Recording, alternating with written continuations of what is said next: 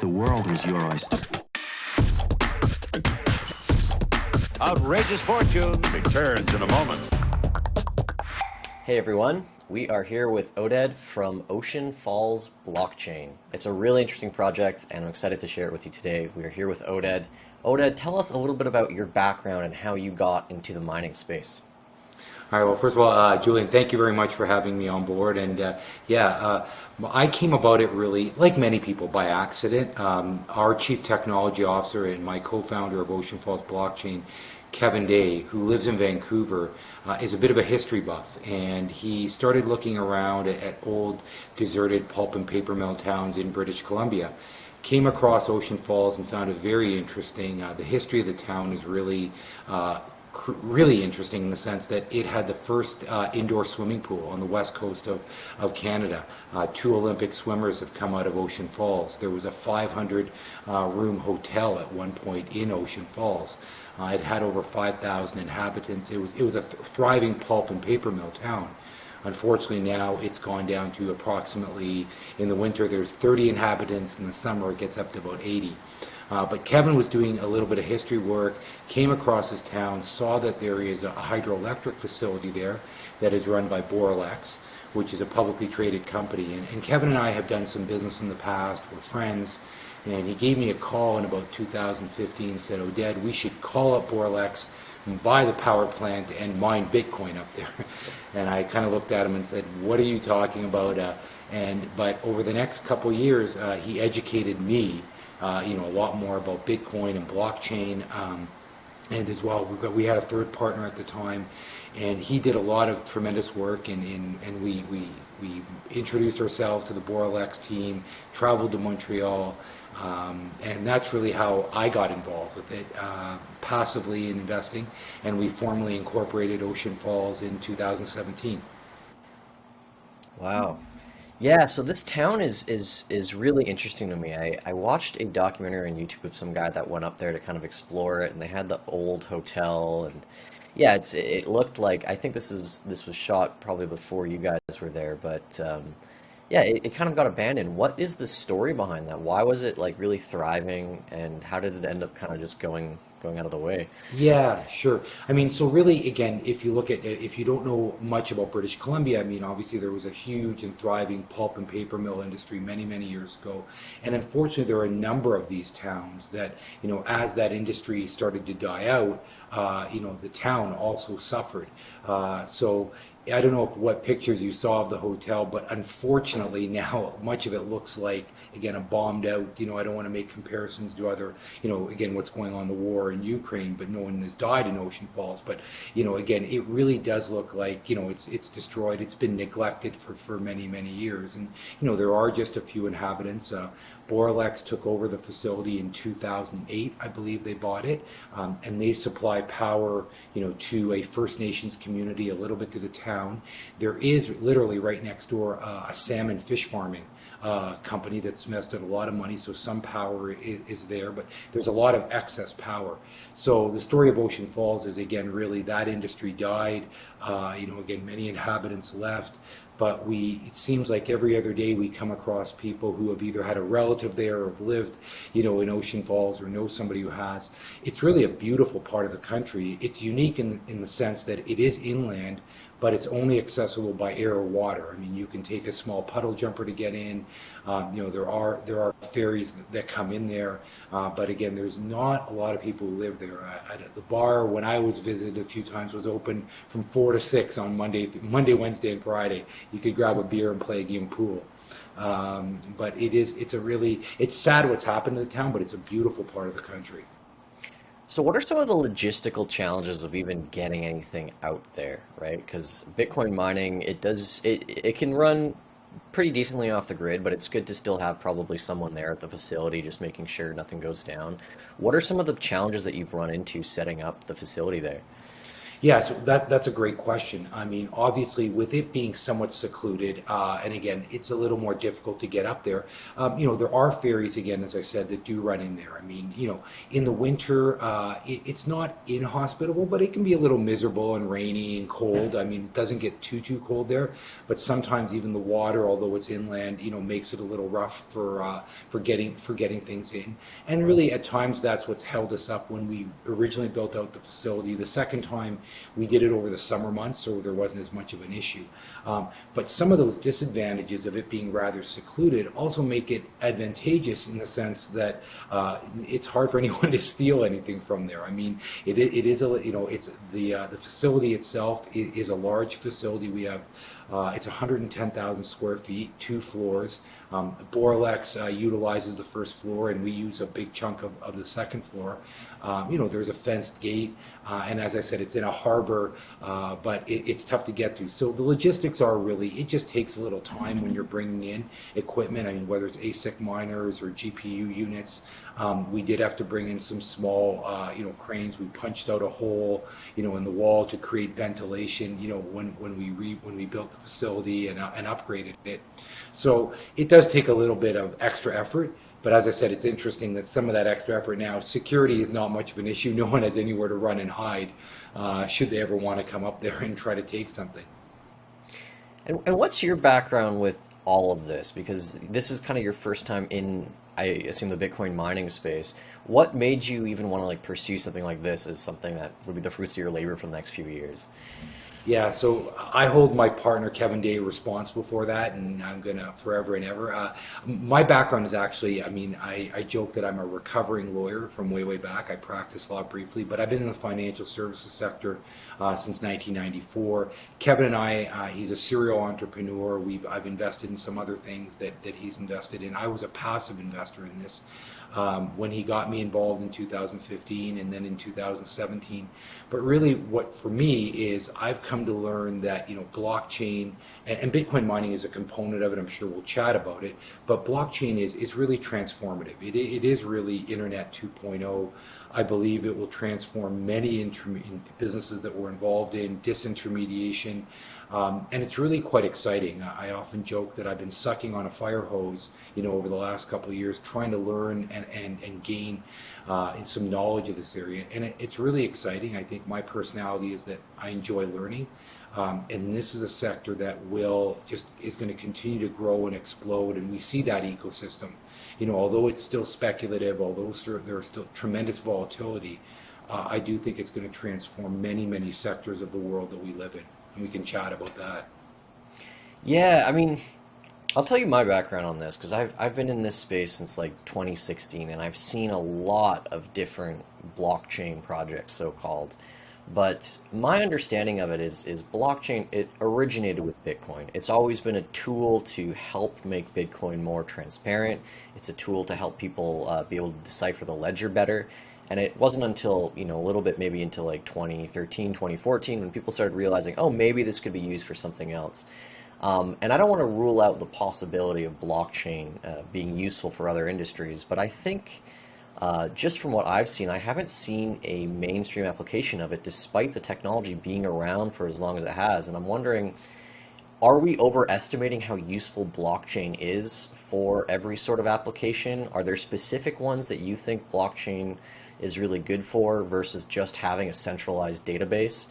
I think the main thing is when you decide to put something on the blockchain, you are sacrificing efficiency for transparency and decentralization. And I don't think in every case of databases that's always the best option. But in your opinion, what would you say are some of the best use cases of blockchain? Well, listen, I think you've made some really interesting and important points, Julian. Let me, if I can, let me take a step back to my previous life, in the financial services sector, and again, I went through and watched the Nasdaq bubble back in 2000. I mean, you're a young guy, probably don't even remember that, but it was interesting where in 1999 everybody just added the word .com for a period of time to their company, and again, it rode that up. I mean, we saw a little bit of that in 2017 with the ICO bubble. to your point, I do believe blockchain has many, many components where it will transform industries. And if you look at a variety of different sectors, one that I've been involved in, another one that we utilize with Ocean Falls is financial services sector or the insurance sector. I don't know about you, but I cannot understand why it takes 3 days for a money market to transfer from one institution to another. We know these things happen instantaneously, and I don't understand why it costs $75. Candidly, I mean, we know the financial services sector is doing very well in making that. I mean, can digital assets, be a component of that? Absolutely. Can it disintermediate? And really, I think that's the case. What we've seen over the last 3, 4, 5 years, we understand a variety of different sectors where blockchain can create efficiencies. But to your point, I think this is very interesting. No one's quite sure yet how to make money off that. I think that's the next evolution. And again, going back even to the internet, way back, people always said, well, maybe I better put my website on the internet, not realizing that over time, e-commerce will become a component of that. That took a number of years. And I see some similarities and to that with the blockchain. I'll use part of Ocean Falls. We have Kevin's background is actually as an insurance broker. We have we're looking down the insurance industry and saying, look, this is an industry that's ripe for disintermediation. If you think of the paperwork that's involved in there and the amount of individuals that in between, you can create so many different efficiencies on it. I can share with you again. We're just pointing to one. We've got a proof of concept. Again, in one of our components under our insurance platform, where hole-in-one golf insurance. Now, if you've ever played golf before, again, you go to a tournament. At every tournament, there's a hole-in-one golf. There's a hole-in-one golf prize. Well, again, there's an opportunity, in that to take out. I mean, all the golf courses have to go to a third party. And then that third party can, will charge them a premium, and there'll be an insurance on that hole-in-one if it's for the use of a car for a weekend or a trip or the like. Using blockchain, we can create initially just the reserve component. If you're familiar with every insurance, there has to be a reserve in case there is a run or a claim on it. Allowing individuals to use their digital assets in a DeFi capacity as that reserve. And if, again, assuming that the insurance platform that we're using makes money, and they all tend to do, you can reward these individuals with tokens. I mean, and there's that tokenization aspect. Now, that's a very small component, of how it can be used. Over time, you're probably well aware, and I don't know if our audience is, of the concept of smart contracts and some blockchain, where again, really what that is something happens and there's a result. I mean, someone explained to me the best example of a smart contract is an old vending machine where you press D4 and you get a Kit Kat, so D4 and the Kit Kat comes out. There's many areas in the insurance world where over time, utilizing smart contracts and some of the other technology out there, that you can, again, not have to have an adjuster or someone who comes out. A couple examples. Again, the hole-in-one golf is an example where there could be a picture. The ball goes in the hole, there's a payout. That's pretty simple. Other areas we're experimenting with is glass insurance. It's often as a rider in people's home insurance. I mean, if a glass is either broken or it's not broken. I mean, and so therefore there can be a payout. That smart contracts can be utilized for that. Over time, it's going to take a little bit of time for these things to fall into place. I mean, other areas to give people an example where it can't be used is, for example, disability insurance. That's a very subjective area. I mean, is your back really hurt or not? But if you think about it over time, theoretically, even life insurance can be put on the blockchain. Someone is either dead or they're not. If there's a certificate of death, and then there could be a payout over time. These are just some examples, that I think over time, blockchain, but it's going to take, a little bit of time for these things to come into play, much in the same way, again, as the internet and e-commerce took a little bit of time, for it to play a role. There's other areas, on having things, as you said, transparency on the blockchain in food. We've seen issues, in the past. Again, you follow that chain of an animal all the way, or again, certain other vegetables or other areas that can come in. So I think there are a number of areas. We're still working through that process. Hmm. I think my challenge to you on this, and I've done a lot of work in this space, and that's why I've become maybe a little bit more cynical on this. Is we've done work for dozens of companies that were blockchain companies, and they've almost all fallen through. And I think you're right, that can be part of just being the victim of being in a space where everyone slaps a name onto something without, really doing a proper proof of concept. But my understanding of blockchain is it's something that needs to have it needs to have consensus among multiple parties, right? And so when I'm building, let's just say I want to have insurance on a blockchain. I want to have insurance policies public. I want them to be kind of immutable.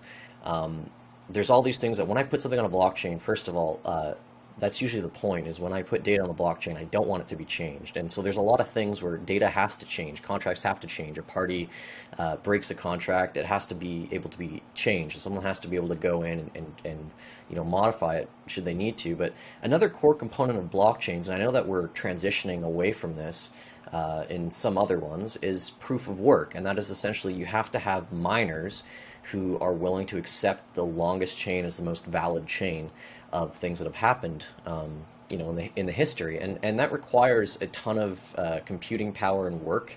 And I think it makes sense for something like Bitcoin, because I think there needs to be a nominal cost to produce money. But as you're saying, like, for other blockchains, maybe there shouldn't necessarily be mining, but to that point, once you start having proof of stake, it kind of, to me, just sounds like you're just building a database, but you're making it so much more reliant on a bunch of parties that you don't really have control over. And I just wonder, like, I guess what I'm trying to get at is, do you see these non-monetary entities almost exclusively being on just one chain, like Ethereum or AVAX or any of these things? Do you see a place for these so-called private blockchains, which to me just sound like harder to manage databases? Where do you see all these other applications moving to? Because to me, it certainly doesn't sound like they're going to go on the blockchain that Satoshi created or invented, right? So you've thrown a lot at me there, Julie. Yeah. So again, I'm thrilled to have this conversation. So first of all, I would suggest to you, number one, if we talk about, first of all, on the some of these companies, you're absolutely right. The blockchain is not for everything. And I keep going back, like, that's where 2017, everyone just threw blockchain at the end of it, much like .com back in 2000. I think that there are areas where it can work, where smart contracts, and again, utilizing yes, no answers, something that is either black or white. I think you will find it in private blockchains. I think you'll find organizations, again, over time, that will allow the technology to become useful, to become efficient. Let's remember one thing as well. I mean, blockchain has been around now, what, maybe 15 years, 2008, I mean, really, when it was created. I mean, with every new technology, there are inefficiencies. I mean, there is no doubt about that. And again, hence we get the volatility, hence we get speculation, hence, unfortunately, we get some fraud and all the things that go with it. So I would suggest to you, even on proof of work, and my belief is long-term, I believe Bitcoin, I differentiate Bitcoin from all the other blockchains. It is the first one, as we know, and you've talked about briefly, you've touched on the inefficiencies of it, etc. I candidly see Bitcoin as a digital gold. I mean, it is an asset class, and I see it as proof of work. Now, let's focus on that for a minute, and then we'll go on to the other ones. Even with that proof of work, which we know initially, and even still, is somewhat inefficient, initially was relying on hydrocarbons. Now we're seeing a real move towards renewable energy. I see all that as part and parcel of the evolution of the technology. We've already experimented with immersion cooling. We have experimented with renewing of low-level heat. And all that is a great use, of energy and the technology. There's no doubt. I mean, whether it's we've had some conversations about a boutique, cannabis, next to us using horticulture. I mentioned the fish farm that was next to us. We've talked about them, about recycling that through the use of immersion cooling. And for me, that's wonderful. That's technology. That's people putting their minds to work. So, proof of work. I'm with you. I think that proof of stake will start to become a greater and greater component, in some of the other, Bitcoin, or sorry, other digital assets and the like, and we will start to see that. But again, it's going to be in fits and starts. You're going to see, the ecosystem continues to grow, and I wish I knew where it was going, over the next, 3, 5, 7, 10 years, because then I'd be sitting in Bahamas because I'd gamble on the right, investment to make it work. I just see this as very transformative. I'm a believer, for example, in NFTs and non-fungible tokens. There was no doubt pure speculation on much of what was going on out there of FOMO. I believe in the metaverse, and I believe in the metaverse because, as another example of where blockchain is going and the other areas, it's just a continued development and incarnation and evolution of the internet. So, I hope I've answered some of your questions there. I'm not, and I know we're having kind of a free flow conversation, but I do see this again as just you've got a technology and people are really unsure how to utilize it. The only analogy I give you, and I often joke about this, is when I dialed up the internet almost 30 years ago and heard that buzzing sound, I really didn't know it was going to turn into an Uber Eats app on my phone. And I see that sort of evolution when we get into blockchain over the next 3, 5, 10, 15 years. Yeah, I think you're right in a lot of sense that I think there is a level of open-mindedness that's needed, right? Because, we invented modern computing back in the 60s and 70s, but it really didn't become something in everyone's lives till like the 90s, right? Or the 80s or 90s. And it's the same with the internet, like doesn't become a mainstay. It's kind of like this S curve where slow adoption, then all of a sudden, the killer apps get created on it. My thing where I would agree with you is I think NFTs are the killer app of Ethereum. I don't use them personally, but in terms of like this is a way that you can use blockchains. You can do all these things with these. You can use them as like membership passes or just verification of ownership of things. It's good. Um, my challenge with it is it's one thing to say that you own something, but it's another thing to actually be able to enforce it. The enforcement of property rights of any sort, especially when it comes to physical things, is almost entirely reliant on the government. You can own digital things, which we've proven with Bitcoin and whatnot, but when we start trying to use blockchains to enforce insurance policies or to enforce all sorts of things, you still need someone in real life to sign off on it and agree. And there can be all these things where you can say, okay, well, I'm entitled to this insurance claim because, I got a hole in one. But the blockchain as an entity in of itself cannot verify that. A human has to see it, or a camera has to verify it, or something. There has to be usually some human input. I understand in the future, we'll have AI and robots who can kind of look at all these things and maybe just ping the blockchain. But for now, it seems there is a bit of a disconnect between the physical world of verifying things versus the blockchain world of confirming verification. And Julian, I would agree with you, and I just see that as again the evolution, and when I look at things, it's the incremental, movement and towards and utilization of technology. I mean that's really the way I see it. Again, even in our hole-in-one golf proof of concept insurance, we're not initially using smart contracts to prove it. We're initially utilizing digital assets as the reserve in lieu of cash, and then allowing people to earn token, or their rewards, sort of tokenize that aspect. So I do see. I'm with you. Like I do believe this technology is transformative, but you don't just turn on a light switch and suddenly, as to your point, everything's blockchain. I mean, it doesn't work that way. There's an evolution, there's an education. All these things have to come through it, and you touched on it. AI is one. How does all that work? And a comfort level for everybody. I mean, it's really interesting for me. I remember 3, 4 years ago, and again, I come from the financial services world, and I think Jamie Dimon is brilliant, the CEO of JP Morgan. I mean, what did he call Bitcoin? I mean, I don't know if he called it rat poison or it was Warren Buffett, but now JP Morgan is embedded in blockchain and things. These things move incrementally, and often many of us, either are fearful of that change and how it's going to affect us over time. I mean, so I do see it's just an incremental stepping forward on so many different areas that you've touched on. Let's go back to Ocean Falls, because I really love the idea of that project, taking something and bringing it back, because it just reminds me of like we had a timber rush, gold rush here in BC. We as like a province and people kind of like know what fads look like coming and going, and it's similar to, I guess, some of the coal mining towns down in the U.S. as well.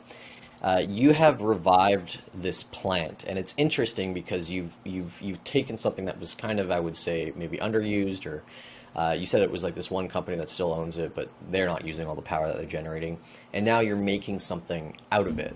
And the thing that's interesting about Bitcoin is, maybe you need one or two people there, but you've essentially created a form of revenue that I think could possibly funnel into the revitalization of the town. I don't know if you see it that way. I don't know if you see like Ocean Falls going from like 30 permanent residents to 100 at some point, but you've created an economic model within that town. That town now has an economy that's probably producing a lot more than it was like a couple of years ago. Do you see this model kind of happening around the world in other places that might have energy sources that are a little bit off the grid? Them turning into places that might have been abandoned to, oh, well, now that we can produce Bitcoin, we can have our own economies again here? Well, first of all, thank you for that, and I apologize that I didn't even mention that. I mean, it's so important to us. Look, as you commented, the manufacturing or the maintenance of a data center such as Bitcoin mining doesn't necessarily bring a lot of people. We do believe that we've brought, some manufacturing and some other things to that area. Specifically, as a proud British Columbia, country, company, is we do see that opportunity to bring, to revitalize some of these communities. Now, it's not always directly. I mean, we do bring some jobs there, but for example, at Ocean Falls, and I'll mention another location where we're in the midst of just about to start to build up, there's a First Nations community not far from there. Our hope, and Kevin and I talked a little bit about it, that, and I don't know if we can do it at Ocean Falls, but even to create an IoT lab, up there, embracing some of the individuals in that First Nations community. First of all, there could be laborious jobs, but also the idea, if we're going to involve ourselves in blockchain, could there be coding, developing all these areas. There's a number of these towns across British Columbia that we know that are former pulp and paper mill. Our second location is in Gold River, which is on the island, on Vancouver Island. And again, there's effectively, the land was not being utilized. We're now in the process of, again, creating another mining facility there. This one's a little more hospitable, a little closer to more of a general population. So there is the opportunity as well, not only to create jobs in that exact locale, but also to look at other opportunities. Again, we as a blockchain company, we're not just a miner, that we see the opportunities to help communities, and we want to work with them. I mean, we're thrilled to work with the government, both on the municipal level and the provincial level, but also bring in the First Nations communities. I mean, anything that touches water in British Columbia, indirectly or directly, involves the First Nations. And one of the things that we truly believe is it makes, it's the right thing to do from a business perspective and from a moral perspective to bring in these local communities. And if we can revitalize the town, I don't think we have any aspirations of getting Ocean Falls back to 5,000 people, but to your point, could it grow? It's a wonderful tourist area. So much could happen in that area as well. So can we help grow that? Absolutely. It's part of our business plan, part of our model, and part of our DNA. When you think of Bitcoin mining, have you kind of examined different energy sources and have come to any conclusions when it comes to hydroelectric? I've always thought that hydroelectric is one of the best ones, just because it's running all the time, and if you find the right place, I mean, that's consistency in mining, which can be kind of hard to find sometimes when you're working off the grid, off of like solar or wind, right? Yeah, so to your point, absolutely. I mean, again, hydroelectric is something that we see, and being from British Columbia, there's opportunities in that area. Ocean Falls is one, Gold River is the second. However, we're constantly looking at, at other options. We've had some conversations about flare gas, which is, again, not a renewable energy, but it is flare, it's excess. How can that be utilized? And we have actually, I can share with you, we're going to publicize it just in the next few days or week, but it's been signed. We've got a letter of intent with a group actually to look at a solar facility in North America. Now, to your point, as we've learned, and as I've learned over the last little bit, if it's a 100 megawatt facility, it's really only a 50 megawatt facility, because the sun shines for 12 hours and then the battery works.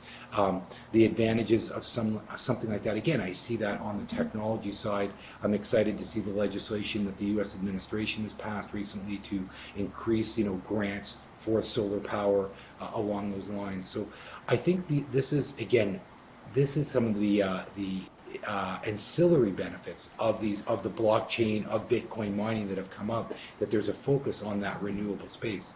I'm also a believer that in the next 3 to 5 years, you'll see most of the mining in the world come to North America for a couple of reasons. Number one is there's that rule of law, I mean, which is very, very important, and transparency.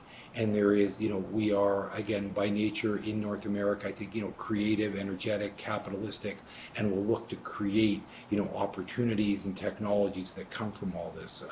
So all that is really exciting. And again, as I mentioned earlier, I think that's some of the offshoots, of this. I mean, where was Bitcoin mining 10 years ago? Where is it going in the next 5, 10, 15 years? I do see mining of it in of itself. It will become more of a utility. I mean, as particularly, Bitcoin, as it grows in value, as it grows, I believe, to a digital gold, it's not, you won't see the same volatility, as we've seen in the past. And so therefore it will become a very stable utility type business, over time. So I think there's what, like 8% of all the Bitcoins left to mine or something like that. 92% have been mined or something. But yeah, I think we're just through There, 19 million or thereabouts. Yeah. yeah. So there seems to be a push within the mining sector with pools to kind of move to mine green Bitcoin, and that is to essentially have Bitcoin where we know exactly how it was created. We know, coal wasn't burned to make it. We know that, people weren't whipped to get their ASICs in a line. We know that it's created well. And what I wonder from that perspective is in your industry, do you see there being a demand for quote unquote green Bitcoin? And if so, do you think this compromises the fungibility of it? Do you think that green Bitcoin will only be what the institutions want to hold because of ESG policies, or do you think that green Bitcoin will exist outside the rest of the supply? I guess is my question. I think that there will be a premium, especially in the near term, for green Bitcoin. I think we all know it resonates, right now with a lot of groups. We're proud members and founders of the Crypto Climate Accord, and looking at that, obviously, renewable energy, ESG is part of our DNA. I think that there's a little bit of a marketing angle to this, but I believe over time it's going to all come together. I mean, and I say that again, Julian, because I do see more and more of the mining over time just moving. Everything will become more of the green mining. I think in the short term you may see a premium for this, and there will be an opportunity to differentiate some miners from others. But I think over time, it's all going to come together. They're all going to be green coins. What is your take on ESG, these policies and scoring rubrics? Do you think this is just something to kind of like appease people who want to feel like they're doing better? Do you think that these industries can self-regulate and help the environment without ESG policies? What is your take on it? Well, I think that there's a bit of a marketing angle to it right now. I think that again, you're going to see over time everybody move towards this. They want to do well, but they also want to do good, and I think that's a positive thing. I mean, I try to live my life that way. Is there? Yeah, look. I think that's where we're going to. I would say that there's a bit of a marketing angle to it right now. There's no doubt. But you're going to see that evolution, because whether it's the major institutions out there, Yale, Harvard, who are in the endowment funds, whether it's BlackRock and the others, their constituents. I mean, and their constituents are you and me and this generation that knows that we have to live on this planet, for the next 50 or 100 years. So again, whether they're doing it out of a sense of needing that they really want to do the right thing, or they're looking at the bottom line, I think the two converge. When you look at other Bitcoin or crypto miners that are publicly traded, what strategies do you see that you like between them? I know that there's a couple companies like Marathon Digital that really try and just hodl anything that they don't need to sell right away versus some that are treating it like, like they're a gold miner and oil miner. It's just like sell what you have. The balance sheet is reflective as to how much you produce and what price you sell it at. What does OFB kind of take as a stance on, I guess, the fruits of your labor? Well, I think first and foremost, again, as I commented from the start of the show, I truly believe, that blockchain and Bitcoin is the future. And as a result, I mean, we actually, when we host a number of miners, and in our hosting, we take cash and we also take a small percentage of Bitcoin because we do believe in the intrinsic value of it. We believe in the growth opportunities. What I would say is I will leave each company to determine that to their own, again, stakeholders and shareholders of what they do. We're in the midst of looking to go public over the next little bit, and I think it's incumbent upon me as a CEO to, again, I don't have the luxury of being an Elon Musk and determining that that I can own X amount of Bitcoin. I think it's important to be prudent. I do believe in the value of it. I think it's something that we will always look to hold on the balance sheet, but we will make prudent and astute decisions, working with the board, working with our stakeholders, to sell when it's appropriate and to look to return capital to the shareholders and to the company. What are some of your thoughts on the whole macro picture right now? Like the stock market's taken a whopping lately. It seems a little bit tougher this year, definitely, to raise cash just because people have, marked down so many losses. Where do you think things are going in the next year, just personally? Yeah. Well, I guess I'm an optimist. I've been in the financial services sector since 1994, and I'll tell you this, the stock market goes up 70% of the time, but that 30% that it goes down is often very, very painful for most of us. As I said, I also believe overall in the good of man, and I think that we are going to continue to grow and evolve and create these new technologies. There's no doubt it's a difficult time right now. I mean, we've gone through a pandemic. We're seeing a horrific war, for no reason, by one country invading another and causing, issues all around the world. And as a result, I don't think this is anything the world has seen, really in 100 years. We've had global wars, we've had horrific situations, but throwing a pandemic on the world and the experiment of stopping the world and then restarting it instantaneously is really got some, a lot of issues. So I'm an optimist. I do believe, that it's a difficult time to raise capital. But I think that great companies survive through that, and again, there are going to be opportunities. I'm cautiously optimistic on the next year. We will go through these cycles of boom and bust and recession and over time. But one thing I will say, I mean, this is the one thing I'll throw out there. I'm one of these individuals that I do believe these times will happen much more quickly and much more violently, and that's because of technology.